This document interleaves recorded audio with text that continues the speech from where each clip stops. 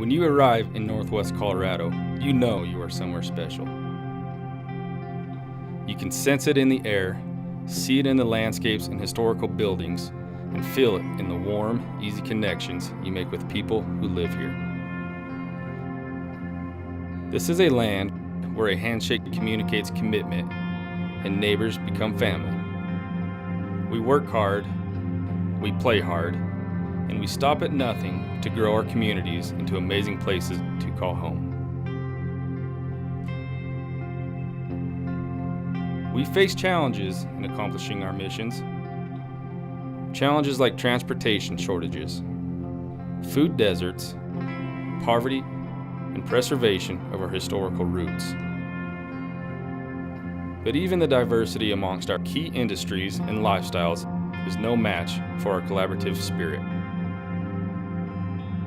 Our nonprofits reach across county lines and shrink the miles and mountains that separate us, solving complex rural problems from the ground up. Our nonprofits make a difference because of the can-do spirit we embody in our service. Our clients can share that message better than anyone. The 5 stories that follow illustrate the amazing work our nonprofits do every day.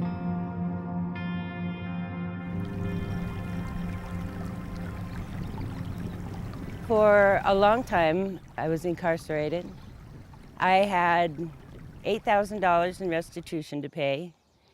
I had $10,000 to pay the IRS. My life was a mess, and I had gotten to the point where I was not asking for help anymore. And then I came back to this community, and it's been nothing but positive. Budgeting and goal setting were huge for me because now I'm like $1,600 from having all that paid off. I think that people in this community go above and beyond, donating time, finding more resources, getting different grants. It's not just a job to them. This is where they live, and they want to see people succeed here. They want to see people overcome. I thought that I didn't want to come back here because I didn't think people could see me any differently. But now I've seen how great this community is, and they've helped me so much. Valuing the environment, maintaining a strong economy, and having access for everyone in the community. That's what we focus on at the Sustainability Council. Tree started in 2010, and since then we have planted over 25,000 trees, engaging more than 2,000 volunteers. It's teaching them about one scientific technique. How do we observe? How do we measure? It's also about understanding that it takes work for trees to grow. And so it instills in them a sense of responsibility, and they can do it together. You know, they'll say, I get to come back in 20 years with my kids. I'll know that I planted this tree and I have this responsibility. You know, there is a saying that it is a selfless act. And to get kids involved in that selfless act, knowing that it'll benefit their children, that's sustainability right there. This is how it looked when we had the fence for the horses. I know, don't you still, where exactly was the hitching post? Oh, Right it was, here, it's right right here. Coal Creek School is 5 miles outside of Meeker, and I drove by it for over 30 years and watched it deteriorate. My friends and I decided we wanted to restore this school to its original 1892 appearance.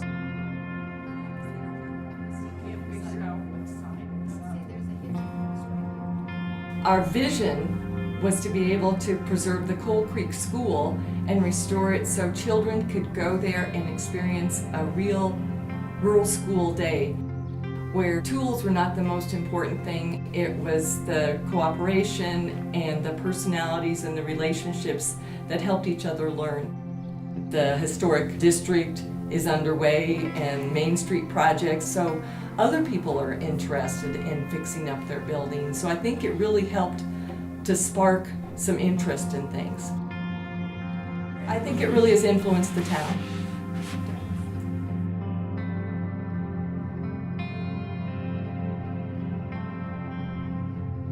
My story actually began when I was young, around 18. I had my first spine surgery.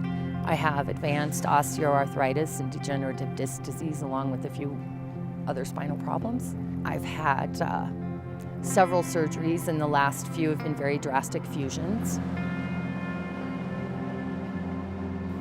When you're facing these types of health problems and you can't do for yourself, you certainly need advocates.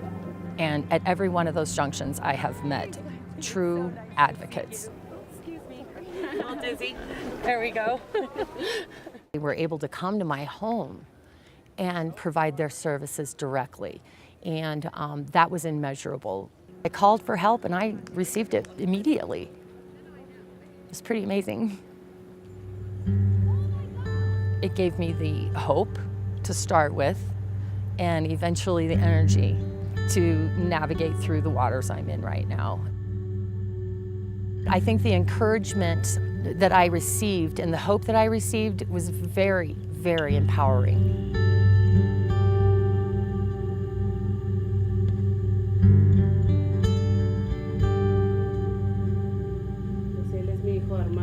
That's my son Armando. He's 16 years old. I love him for everything because he's a good kid. Even though he has some disabilities, he's a really good kid. Here at home, he's always helping me. He takes out the trash, he stacks dishes. He's a really humane person. I was a little boy, I don't like horse because I freaked out, but I was a really grow. I did ride horses. It was fun. Sometimes it's a little difficult. Like when he's sad. He doesn't go out much with friends. It's a little tough. I know other people who live in other towns and there isn't so much support like what we have in this town.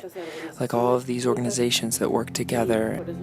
And I think for that reason, Armando's more independent because of all of these supports.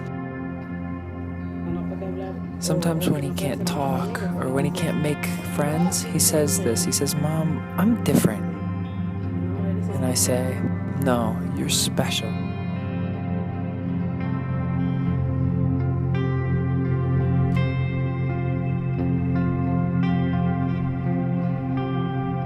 These success stories are the result of our partnerships across counties and throughout the state and nation. We cannot do this work alone. We need each other. We need you. Most importantly, we need our clients, our volunteers, and our community. This is the heart of rural living. This is Northwest Colorado.